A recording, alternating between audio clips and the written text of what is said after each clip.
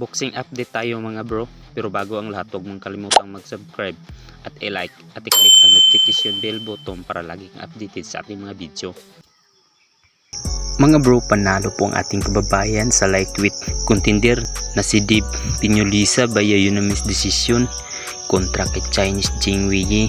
Nanalo siya via unanimous decision. Sungkit ni Piñolisa ang bakanting WBA silver lightweight title champion kahapon.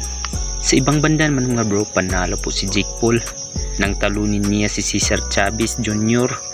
via unanimous decision. Mabantin ang record ni Jake Paul sa 12 wins at 1 loss, habang si Cesar Chavez naman 554 wins, 7 loss.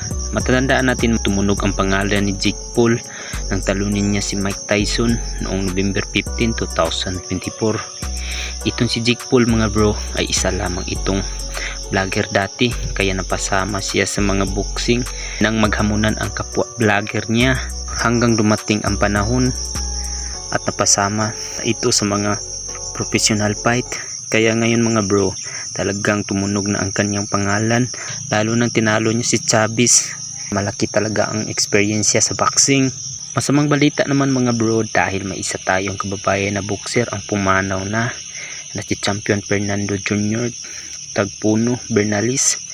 Ay pumanaw ito dahil sa pag-collapse habang nagtitraining na hindi alam kung ano ang dahilan.